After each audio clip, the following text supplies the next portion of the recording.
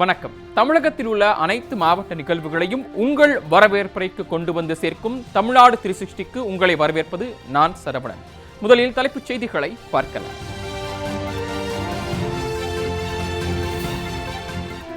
தஞ்சையில் mini Titan பார்க்கை முதலமைச்சர் மு.க. ஸ்டாலின் காணொலி காட்சி மூலம் திறந்து வைத்தார். படித்த இளைஞர்களுக்கு சொந்த ஊரில் வேலைவாய்ப்பு கிடைக்கும் வகையில் ஏற்பாடு.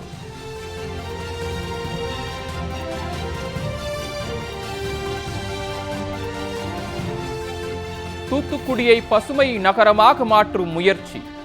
20,000 மரக்கன்றுகள் நடும் பணியை தொடங்கி வைத்தார் திமுக எம்பி கனிமொழி.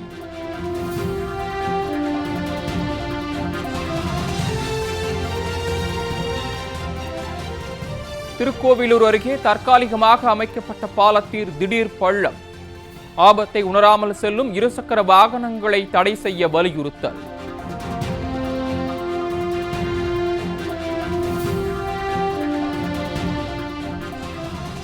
புதுக்கோட்டையில் கெட்டுப்போன 50 கிலோ கோழி இறைச்சி பறிமுதல்.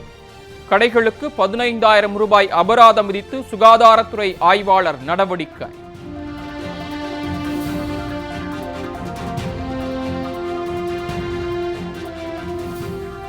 ராணிப்பேட்டை அருகே ஆமை வேகத்தில் நடைபெற்று வரும் ரயில்வே மேம்பால பணிகள். கடும் போக்குவரத்து நெரிசல் ஏற்படுவதால் பணிகளை விரைந்து முடிக்க வலியுறுத்தல்.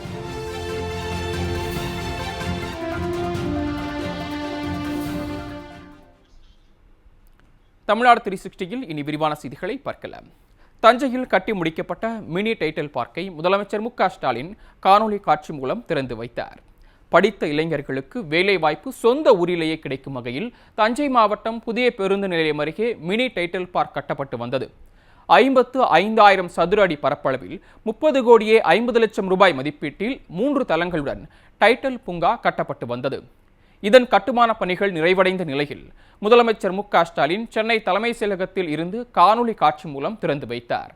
இதனைத் தொடர்ந்து தஞ்சை பிள்ளையார்பட்டியில் நடைபெற்ற நிகழ்ச்சியில் மாவட்ட ஆட்சியர் பிரியங்கா பங்கஜம், சட்டமன்ற உறுப்பினர்கள் சந்திரசேகரன், நீலமேகம், மேயர் சன் ராமநாதன், துணை மேயர் அஞ்சுகம் பூபதி உள்ளிட்டோர் குத்துவிளக்கு ஏற்றி டைட்டில் பார்க்கை தொடங்கி வைத்தனர். இதன் மூலம் டெல்டா மாவட்டங்களைச் சேர்ந்த ஆயிரக்கணக்கான இளைஞர்களுக்கு சொந்த ஊரிலேயே வேலைவாய்ப்பு கிடைக்கும் என்று அதிகாரிகள் நம்பிக்கை தெரிவித்தனர்.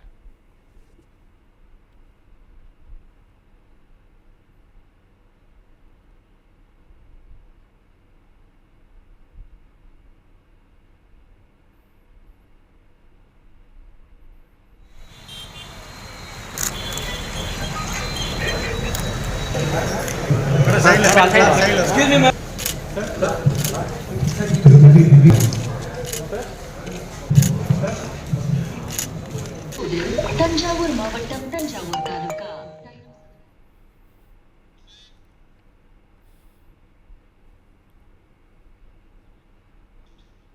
தூத்துக்குடியில் 20,000 மரக்கன்றுகளை நடும் நிகழ்ச்சியை திமுக எம்பி கனிமொழி தொடங்கி வைத்தார்.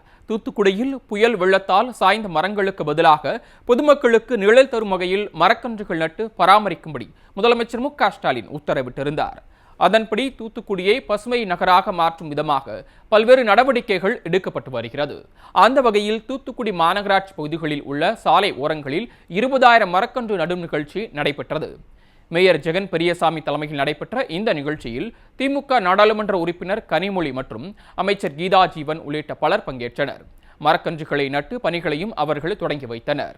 இதனைத் தொடர்ந்து அக்டோபர் 3ஆம் தேதி தொடங்க உள்ள புத்தக திருவிழா மற்றும் நெய்தல் கலை விழா குறித்த விழிப்புணர்வு ஸ்டிக்கர் ஒட்டும் பணிகளையும் தொடங்கி வைத்தனர்.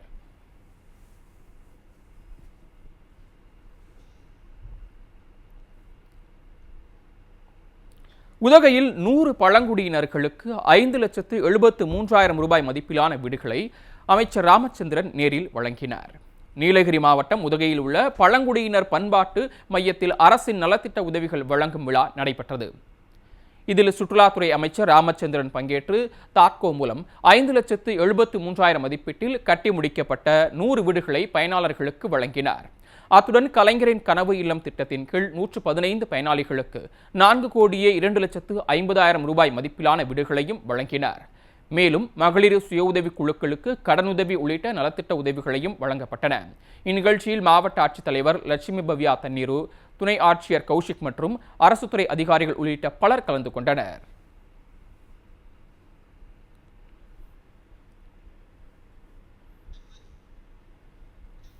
திருக்கோவிலூர் அருகே தரைப்பாலம் பழுதடைந்துள்ள நிலையில் ஆபத்தை உணராமல் இருசக்கர வாகனங்கள் சென்று வருவதால் போக்குவரத்து முழுமையாக தடை செய்ய சமூக ஆர்வலர்கள் கோரிக்கை விடுத்துள்ளனர். கள்ளக்குறிச்சி மாவட்டம் திருக்கோவிலூர் மற்றும் விழுப்புரம் மாவட்டம் அரகண்டநல்லூர் பகுதியை இணைக்கும் பிரதான தரைப்பாலம் கடந்த 50 ஆண்டுகளுக்காக பொதுமக்கள் பயன்பாட்டில் இருந்து வந்தது. இந்நிலையில் கடந்த 2 ஆண்டுகளுக்கு முன்பு பெய்த கனமழையால் தென்பெண்ணை ஆற்றில் ஏற்பட்ட வெள்ளப்பெருக்கில் தரைப்பாலத்தின் ஒரு பகுதி அடித்துச் செல்லப்பட்டது. பிறகு இருசக்கர வாகனம் செல்வதற்கு மட்டும் மண்ணை கொட்டி பாலம் சீரமைக்கப்பட்டு இருசக்கர வாகன ஓட்டிகள் பொதுமக்கள் பயன்படுத்தி வருகின்றனர். இந்நிலையில் பாலத்தின் நடுவில் பெரிய அளவில் உடைப்பு ஏற்பட்டுள்ளது. இதனால் வாகன ஓட்டிகள் அச்சமடைந்துள்ளனர். இருந்தபோதிலும் ஆபத்தை உணராமல் இருசக்கர வாகனங்கள் அவ்வழியாக சென்று வருவதால் அசம்பாவிதத்தை தவிர்க்கும் வகையில் அவ்வழியாக போக்குவரத்தை முற்றிலுமாக தடை செய்ய வேண்டும் என சமூக ஆர்வலர்கள் கோரிக்கை விடுத்துள்ளனர்.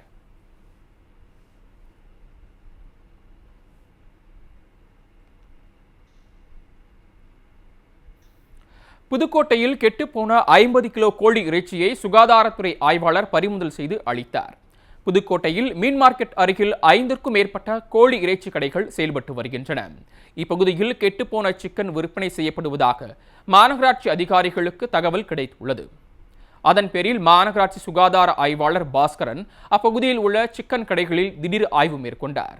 அப்போது ஒரு சிக்கன் கடையில் ஃப்ரீசர் வைக்கப்பட்டிருந்த அறையின் பூட்டை உடைத்து உள்ளே சென்று அதிகாரிகள் ஆய்வு மேற்கொண்டனர்.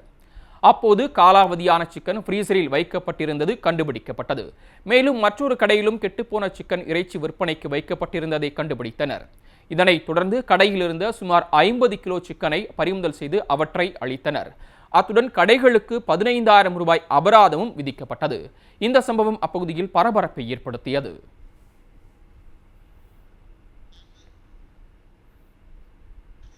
ஸ்ரீவைகுண்டம் அருகே அரசு பள்ளி ஆசிரியர் ஒருவர் மாணவர்களின் பள்ளி இடைநிற்றலை தடுத்து நாட்டுக்கோழிகள் மற்றும் மரக்கன்றுகளை இலவசமாக வழங்கி கல்வியின் அவசியத்தை எடுத்துரைத்து வருகிறார். அத்தகையதொரு நல்ல ஆசிரியரின் சேவைகளை விவரிக்கிறது வரக்கூடிய செய்தி தொகுப்பு.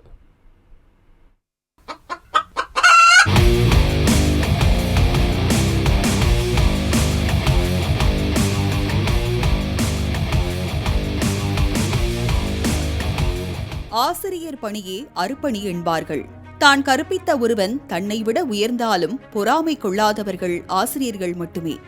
இப்படி அறப்பணி ஆற்றி வரும் ஆசிரியர்களில் ஒருவர்தான் தூத்துக்குடி மாவட்டம் ஸ்ரீவைகுண்டம் அருகே உள்ள புதுக்குடியை சேர்ந்த சக்திவேல். இவர் கருங்குளம் அரசு மேல்நிலைப் பள்ளியில் தொழிற்கல்வி ஆசிரியராகவும் நாட்டு நலப்பணி திட்ட ஒருங்கிணைப்பாளராகவும் பணியாற்றி வருகிறார். இவர் தன்னுடைய மாணவர்களுக்கு வெறும் பாடங்களை சொல்லிக் கொடுப்பது மட்டுமின்றி விவசாயம், இயற்கை உரம் தயாரிப்பு போன்ற இடை தொழில்களையும் கற்பித்து ஊக்குவித்து வருகிறார். நாட்டு சக்கரை இப்படி ஒரு 4 லேயர் என்ன செய்யணும் வச்சு ஒரு 25 நாளைக்கு என்ன செய்யணும், வெயில் படாத இடங்கள்ல நிழல் ரொம்ப இருக்கக்கூடாது, தண்ணி என்ன செய்யக்கூடாது, இதில் போடக்கூடாது. 25 நாளைக்கு என்ன செஞ்சிடணும் அப்படி வச்சிடணும். அப்போ 20 சுத்தமான மீன் அமிலம் பசுமை தயாரிப்பு நமக்கு என்ன செய்யணும் கிடைக்கும். இவர் தனக்கு சொந்தமான தோட்டத்தில் கிச்சன் கார்டன் என்று அழைக்கப்படும் வீட்டு சமையலுக்கு தேவையான காய்கறிகள், கீரை வகைகள், பழ வகை மரங்கள் ஆகியவற்றை இயற்கை உரங்களை கொண்டு பயிரிட்டு வளர்த்து வருகிறார். அத்துடன் தேக்கு உள்ளிட்ட பண பயிர்களையும் விளைவித்து மிக குறைந்த விலையில் விவசாயிகளுக்கு வழங்கி வருகிறார். அப்பகுதியில் உள்ள மாணவர்கள் 5ஆம் வகுப்பு வரை படித்துவிட்டு வேலைக்கு சென்று விடுகின்றனர். இதனால் அவர்களின் படிப்பு பாதியில் நின்று விடுகிறது. எனவே மாணவர்களை பள்ளிக்கு வரவழைப்பதற்காக 6ஆம் வகுப்பு மாணவர்களுக்கு 10 நாட்டு கோழிகளையும் 10 தேக்கு உள்ளிட்ட மரக்கன்றுகளையும் இலவசமாக வழங்கி அதன் மூலம் வருவாய் ஈட்டும்படி கூறி தொடர்ந்து பள்ளிக்கு வர வேண்டும் என்று அன்பு உத்தரவு போடுகிறார் ஆசிரியர் சக்திவேல். சக்திவேல் சார் எனக்கு நல்ல பாடம் சொல்லி கொடுப்பாரு. பாடம் மட்டும் இல்லாமல் வேளாண்மையை பராமரிக்கிறது, மரம் நடுறது எல்லாத்தையும் பற்றியும் தினமும் சொல்லுவார். அதோட எங்களுக்கு நல்ல இயற்கை உரம் எப்படி தயாரிப்பது என்று கற்று தருவார். அடுத்து எங்கள் 6ஆம் வகுப்பு மாணவர்கள் புதிதாக எங்கள் ஸ்கூலுக்கு வர 6th பையங்களுக்கு 10 மரக்கன்றுகளும் 10 நாட்டுக்கோழி குஞ்சு கொடுக்காரு. எதுக்காகன்னா அவங்க வந்து 6ஆப்பு மட்டும் படிச்சுட்டு 5ஆப்போட படிச்சுட்டு 6ஆப்பில் வந்து வேலைக்கு போகிறாங்க, வாழை சுமக்கிறதுக்கு, கடைக்கு மார்க்கெட்டுக்கு வேலைக்கு போகிறாங்க. அதை தடுக்கணும், அதை முற்றிலும் தடுக்கணும். மென்மேல அவங்க படிக்கணும் என்பதற்காக தான். மாணவர்கள் படிப்புடன் தொழில் கல்வியையும் கற்று வாழ்க்கையில் உயர வேண்டும் என்ற உயர்ந்த நோக்கில் நாட்டுக்கோழி வளர்ப்பு, அடை வைத்து கோழிகளை உற்பத்தி செய்யும் முறைகளையும் செயல்முறை விளக்கங்களுடன் கற்பித்து வருகிறார். அதாவது போதுமான டெம்பரேச்சர், அதாவது கேவிட்டி, அதாவது தண்ணி எல்லாமே ஈரப்பதத்துலேருந்து எல்லாமே நெஞ்சிட்டு இருக்கும், கரெக்டாக இருக்கும். கருப்பிடிக்கல் பார்க்குமா, வெளிச்சமாக இருக்கா? இது கருவி நினைச்சில பிடிக்கல, கறி நினைச்சில பிடிக்கல, வேற கேட்பா கலர் மாடிக்கா கரைக்கா. அது பையில வந்து வைக்கணும்னா 5ஆம் பை, அது 12ஆம் தேதி செக் பண்ணி பார்க்கணும். அப்போ கரு பிடிக்கட்டா அந்த முட்டையை நிச்சயக்கூடாது, வைக்கக்கூடாது. மாணவர்கள் தங்கள் உடலையும் மனதையும் கட்டுக்கோப்பாக வைத்துக் கொள்ள வேண்டும் என்ற நோக்கில் 9 மற்றும் 10ஆம் வகுப்பு மாணவர்களுக்கு இலவச உடற்பயிற்சி கூடத்தை அமைத்து பயிற்சியும் அளித்து வருகிறார். மாணவர்களின் உடல்வாகு கட்டுக்கோப்பாக இருந்தால் தவறான வழியில் செல்ல மாட்டார்கள் என்றும், இதனால் குற்ற சம்பவங்களில் மாணவர்கள் ஈடுபடுவது குறையும் என்றும் சமூக அக்கறையுடன் கூறுகிறார் ஆசிரியர் சக்திவேல். நான் ஒரு ஜிம் ஒன்று வச்சிருக்கேன். எதுக்காகனா, எனது பள்ளியில் படிக்கின்ற 11ஆம் வகுப்பு 12ஆம் வகுப்பு படிக்கிற மாணவர்களுக்கு இலவசமாக என்ன செய்யறேன் சொல்லிக் கொடுக்குறேன். ஏன்னா இந்த உடல் விட்டு இருந்துச்சுன்னா அவனுடைய கெட்ட பழக்கத்துக்கு என்ன செய்ய மாட்டான், போக மாட்டாங்க. அதுக்காக அவனுடைய உடற்பயிற்சி மையத்துக்கு என்ன செய்ய டெய்லி வர வைக்கிறது. மாணவர்களுக்கு பிறந்த நாள் என்றால் அவர்களுக்கு மரக்கன்றுகளையே பரிசாக வழங்கி வருகிறார் இந்த ஆசிரியர். இவரது சேவையை பாராட்டி கடந்த 2023ஆம் ஆண்டு தமிழ்நாடு மாசு கட்டுப்பாட்டு வாரியம் இவருக்கு பசுமை சாம்பியன் விருது வழங்கி கௌரவித்தது. அந்த விருதுடன் வழங்கப்பட்ட 1 லட்சம் ரூபாய் தொகையையும் தான் பணிபுரியும் பள்ளியின் வளர்ச்சிக்காக வழங்கியுள்ளார். பசுமை அந்த கவர்மெண்ட்லேருந்து சாருக்கு வந்து 1 லட்சம் வந்தது. அது எங்களுக்காண்டி சார் நன்கொடையாக கொடுத்துருக்காங்க. அதுக்காண்டி சாருக்கு நன்றி செலுத்துக்கிறேன். அதுக்கப்புறம் இந்த வாழை, இந்த இயற்கை சம்பந்தப்படி எங்களுக்கு சார் வந்து நிறைய ஒவ்வொரு நாளைக்கு சொல்லிக் கொடுப்பாரு. அதுக்கப்புறம் எங்கள் ஸ்கூலில் 6ஆப்பு படிச்சிருக்கிற மாணவர்கள் எல்லாத்துக்கும் சார் வந்து ஒரு பையனுக்கு வந்து 10 நாட்டுக்கோழி குஞ்சு சார் வந்து கொடுப்பாரு. இது மட்டுமா, போட்டித் தேர்வுக்கு படிக்கும் பிள்ளைகளுக்காகவும் மாணவர்களை போட்டித் தேர்வுக்கு தயார் செய்யும் வகையில் சிறிய அளவிலான ஒரு நூலகத்தை உருவாக்கி எண்ணற்ற அரசு பணியாளர்களை உருவாக்கியும் வருகிறார். கோச்சிங் கிளாஸ், அதாவது என்ன கோச்சிங் கிளாஸ்னா, வேலை வாய்ப்புக்கான கோச்சிங் கிளாஸ் சுமார் 2010 இருந்து இந்த ஆண்டு வரைக்கும் நினைச்சு நடத்திக்கிட்டு இருக்கேன். என்னோட பயின்ற மாணவர்கள், அதாவது 12th முடிச்சுட்டு அதில் எந்த ஜாதியும் கிடையாது, அந்த ஜாதியோ இந்த ஜாதியோ எந்த மதமே கிடையாது, நம்மளை தேடி வந்தவங்க, அது பணக்காரனும் கிடையாது, கஷ்டப்பட்டும் கிடையாது, ஏதோ அவன் நோக்கத்துக்கு வேலைக்கு போகணும், அந்த நோக்கத்துக்காக நினைச்சிருக்கேன். இலவச பயிற்சி மையம் நினைச்சு நடத்தி கொண்டிருக்கேன். அதில் இது வரைக்கும் என்ற ஒரு 524 பேர் நினைச்சிருக்காங்க, வேலைக்கு போயிருக்காங்க.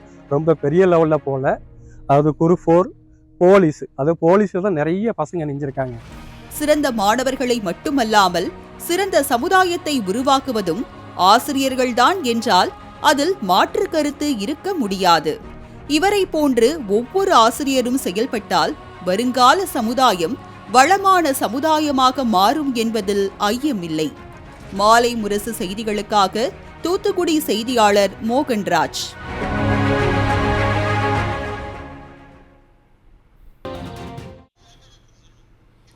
தமிழ்நாடு 360க்கு மீண்டும் உங்களை வரவேற்கிறோம். பைக்காரா பகுதியில் சுற்றுலா பயணிகளை வழிமறித்து ஜீப் சவாரிக்கு அழைப்பதாக புகார் எழுந்திருக்கிறது.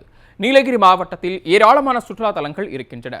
இதனால் அதிக அளவில் சுற்றுலா பயணிகள் வருகை தருகின்றனர். இந்த நிலையில் பைக்காராய் படகு இல்லம் மற்றும் நீர்வீழ்ச்சி ஆகிய பகுதியில் உரிய அனுமதியின்றி ஜீப் சவாரி இயக்கப்படுவதாக புகார் எழுந்துள்ளது. இப்பகுதியில் சுமார் 20 முதல் 30 ஜீப்கள் நிறுத்தி வைக்கப்பட்டு இங்கு வரும் சுற்றுலா பயணிகளை வழிமறித்து ஜீப் சவாரிக்கு அழைப்பதாக புகார் எழுந்துள்ளது. வன விலங்குகளை காட்டுவதாக கூறி வனத்துறையினரிடம் உரிய அனுமதி பெறாமல் வனப்பகுதிக்குள் அழைத்துச் செல்வதாகவும் கூடுதல் கட்டணம் வசூலிப்பதாகவும் குற்றம் சாட்டுகின்றனர் சுற்றுலா பயணிகள். எனவே சுற்றுலா பயணிகளை வலுக்கட்டாயமாக அழைத்துச் செல்லும் ஜீப் ஓட்டுநர்கள் மீது உரிய நடவடிக்கை எடுக்க வேண்டும் என சமூக ஆர்வலர்கள் கோரிக்கை விடுத்துள்ளனர்.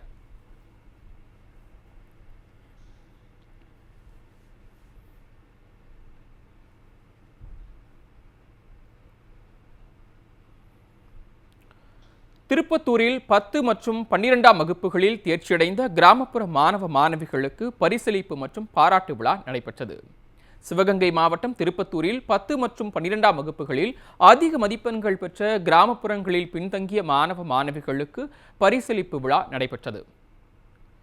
சுரன்மாறன் பாரிவள்ளல் கல்வி அறக்கட்டளை சார்பில் நடைபெற்ற இந்த விழாவில் மாவட்டத்தின் பல்வேறு கிராமங்களைச் சேர்ந்த 400 மதிப்பெண்கள் பெற்ற 25 மாணவ மாணவியருக்கு பொன்னாடை அணிவித்தும் கேடயம் மற்றும் ரொக்க பரிசுகள் வழங்கப்பட்டன. இதில் மாணவ மாணவியர் தங்கள் பெற்றோருடன் கலந்து கொண்டனர்.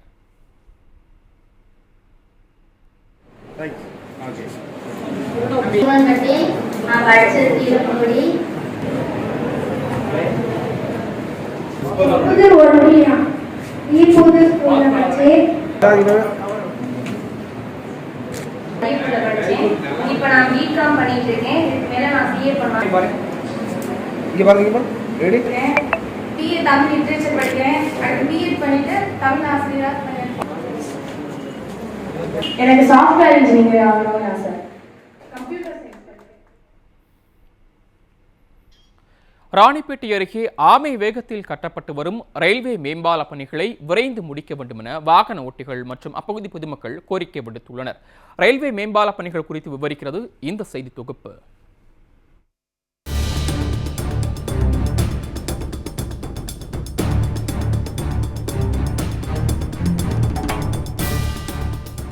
ராணிப்பேட்டை மாவட்டம் நவல்பூர் காரைக்கூற்றோடு பகுதிகளுக்கு இடையே தேசிய நெடுஞ்சாலையில் 150 ஆண்டுகளுக்கு மேலான ரயில்வே மேம்பாலம் அமைந்துள்ளது. இந்த ரயில்வே மேம்பாலம் மிகவும் குறுகிய சாலையாகவும் பழமையாகவும் இருந்ததால் வாகனங்கள் விரைவாக செல்ல முடியாமல் கடும் போக்குவரத்து நெரிசல் ஏற்பட்டது. இதனால் பழைய ரயில்வே மேம்பாலத்தை அகற்றிவிட்டு புதிதாக அகலமான ரயில்வே மேம்பாலம் அமைத்து தர வேண்டும் என்று அப்பகுதி மக்கள் கோரிக்கை விடுத்து வந்தனர். இதனைத் தொடர்ந்து 2021ஆம் ஆண்டு நெடுஞ்சாலைத்துறை திட்டங்கள் மூலம் 26 கோடியே 65 லட்சம் ரூபாய் செலவில் புதிய மேம்பால கட்டுமான பணியை அமைச்சர் காந்தி அடிக்கல் நாட்டி தொடங்கி வைத்தார். நவல்பூர் பேருந்து நிறுத்தத்தில் இருந்து காரைக்கூற்றோடு ஆயுதப்படை அலுவலகம் வரை 922 மீட்டர் நீளம் புதிய உயர்மட்ட மேம்பாலம் அமைக்கும் பணி நடைபெற்றது. 30 மாதங்களில் பணிகள் முடிக்க வேண்டும் என்ற ஒப்பந்தத்தின் அடிப்படையில் பணிகள் தொடங்கின. ஆனால் பல்வேறு காரணங்களினால் ரயில்வே மேம்பாலம் அமைக்கும் பணி காலதாமதமாக நடைபெற்று வருகிறது. பணிகள் ஆமை வேகத்தில் நடைபெற்று வருவதால் சென்னை, வேலூர், சித்தூர், பெங்களூரு போன்ற பகுதிகளுக்கு செல்லும் கனரக வாகனங்கள் மற்றும் உள் மாவட்டம், வெளி மாவட்டங்களுக்கு செல்லும் அனைத்து வாகனங்களும் சுற்றி செல்லும் நிலை ஏற்பட்டுள்ளது. ஆயிரக்கணக்கான பேர் தொழிற்சாலைக்கு அந்த வழியாக தான் வரணும். ஆனால் ஒவ்வொரு நாளும் சுத்திட்டு வராங்க. அதாவது மிகவும் சிரமம் ஏற்படுகிறது. இதனால போக்குவரத்து நெரிசல் ஏற்படுது. பால பணி காரணமாக அப்பகுதியில் கடும் போக்குவரத்து நெரிசல் ஏற்பட்டு வருவதால் பள்ளி, மருத்துவமனை மற்றும் அவசர தேவைக்காக செல்வோர் கடும் அவதிக்குள்ளாகி வருகின்றனர். இதுகுறித்து பலமுறை புகார் அளித்தும் நடவடிக்கை எடுக்கப்படவில்லை என்று குற்றம் சாட்டும் அப்பகுதி மக்கள் போக்குவரத்து நெரிசலை குறைக்க பால பணிகளை விரைந்து முடிக்க வேண்டும் என்றும் வலியுறுத்தி உள்ளனர். ராணிப்பேட்டை மாவட்டத்தில் காரைக்கூற்றோடு, அதாவது சென்னை, பெங்களூரு எம்பிடி ரோடுன்னு சொல்லுவாங்க. அந்த காரைக்குடி ரோட்ல 2021 ஒரு பாலம் கட்ட தொடங்கினாங்க. இது வேற அந்த பாலத்தின் வேலை முடியல. அதனால ஒவ்வொரு நாளும் சுத்தி போக வேண்டியது இருக்குது. அந்த பக்கம் சுத்தி போனா அந்த இடத்துல 2 பள்ளிகள் இருக்குது, சந்தை, வெள்ளிக்கிழமை சந்தை இருக்குது. இப்போ கனரக வாகனங்களால அந்த பக்கத்துல போயிட்டு வரணும்னா மிகவும் சிரமமா இருக்குது. ஒரு மருத்துவமனை இருக்குது.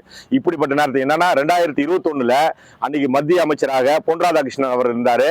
ராணிப்பேட்டை சட்டமன்ற உறுப்பினராக இன்னைக்கு அமைச்சராக இருக்கிற மாண்புமிகு காந்தி அவர்கள் அன்னைக்கு சட்டமன்ற உறுப்பினர் அவருடைய பெரிய போராட்டத்தின் மூலம் வேண்டுகோளுக்கு எனக்கு அந்த பாலத்துடைய வேலை தொடங்கினாங்க. ஆனா இது வேற முடியல. இதன் மூலம் மிகுந்த சிரமத்துக்குள்ள பொதுமக்கள் ஆளாகிறாங்க. இது குறித்து ஒப்பந்ததாரரிடம் கேட்டபோது கொரோனா லாக்டவுன் காரணமாக 9 மாதங்கள் பணி தாமதம் ஏற்பட்டதாகவும் தற்போது 96% பணிகள் முடிந்துள்ளதாகவும் வருகின்ற டிசம்பர் மாத இறுதிக்குள்ளாக பணிகள் முழுமையாக முடிக்கப்படும் என்றும் தெரிவித்துள்ளார். போக்குவரத்து நெரிசலை குறைக்க நெடுஞ்சாலை பணிகளை விரைந்து முடிக்க வேண்டும் என்பதே அனைவரின் கோரிக்கையாக உள்ளது. மாலை முரசு செய்திகளுக்காக ராணிப்பேட்டை செய்தியாளர் சரத்குமார்.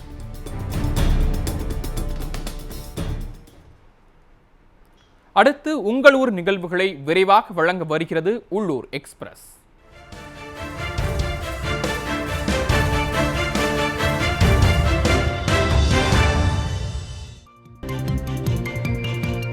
ஆலங்குளம் முத்தாரம்மன் கோயிலில் நடைபெற்ற திருவிளக்கு பூஜையில் திரளான பெண்கள் கலந்து கொண்டு சுவாமி தரிசனம் செய்தனர். தென்காசி மாவட்டம் ஆலங்குளத்தில் உள்ள முத்தாரம்மன் திருக்கோயிலில் கடந்த வெள்ளிக்கிழமையன்று தொடங்கிய வருஷாபிஷேக விழாவில் தசரா, புஷ்பாஞ்சலி ஆகிய நிகழ்ச்சிகள் 2 நாட்களாக நடைபெற்றன. இதனைத் தொடர்ந்து நடைபெற்ற திருவிளக்கு பூஜையில் 1503 பெண்கள் மற்றும் சிறுமிகள் கலந்து கொண்டு மழை பெய்து சுபிட்சம் பெற வேண்டி பிரார்த்தனை செய்தனர்.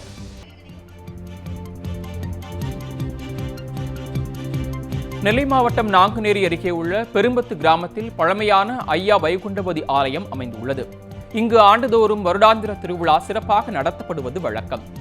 அந்த வகையில் இந்த ஆண்டிற்கான திருவிழா கடந்த வெள்ளிக்கிழமை கொடியேற்றத்துடன் தொடங்கியது. இதனைத் தொடர்ந்து விழாவின் முக்கிய நிகழ்வான கருட வாகன புறப்பாடு நடைபெற்றது. அப்போது அலங்கரிக்கப்பட்ட கருட வாகனத்தில் ஐயா வைகுண்டபதி எழுந்தருள மேள தாளங்களுடன் பட்டாசு வெடிக்க முக்கிய வீதிகளின் வழியாக வலம் வந்தது. இதில் ஐயாவின் அடியார்கள் தங்கள் வீடுகளின் முன்பு தேங்காய், பூ, பழம் உள்ளிட்ட பூஜை பொருட்களை படைத்து சப்பரத்திற்கு மரியாதை செய்தனர்.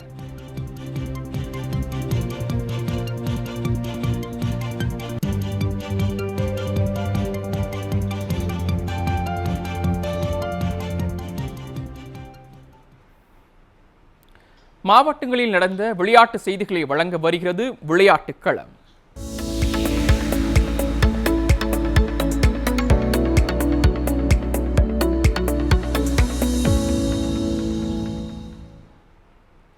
புதுக்கோட்டையில் நடைபெற்ற ஐவர் கால்பந்து போட்டியில் சுரேஷ் மெமோரியல் அணியினர் முதல் பரிசை தட்டிச் சென்றனர். புதுக்கோட்டையில் PU சின்னப்பா நகர் நண்பர்களால் நடத்தப்படும் மாநில அளவிலான 3ஆம் ஆண்டு ஐவர் கால்பந்து போட்டி நடைபெற்றது. PU சின்னப்பா விளையாட்டு மைதானத்தில் நடைபெற்ற இந்த போட்டியில் சென்னை, திருச்சி, புதுக்கோட்டை, தஞ்சாவூர், சிவகங்கை உள்ளிட்ட பல்வேறு மாவட்டங்களில் இருந்தும் 30க்கும் மேற்பட்ட அணிகள் பங்கேற்றன. 3 நாட்கள் நடைபெற்ற இப்போட்டியில் கொளுத்தும் வெயிலையும் பொருட்படுத்தாமல் வீரர்கள் உற்சாகமாக விளையாடினர். இதில் இறுதிப் போட்டியில் புதுக்கோட்டை மாவட்டத்தை சேர்ந்த சுரேஷ் மெமோரியல் அணியினர் வெற்றி பெற்று முதல் பரிசை தட்டிச் சென்றனர். முதல் 3 இடங்களை பிடித்தவர்களுக்கு ரொக்க பரிசுகள் வழங்கப்பட்டன. ஜூனியர்கள் அதிகாரிகள்னு போடணும், இல்லைன்னா லேகதில். ஆமாம்.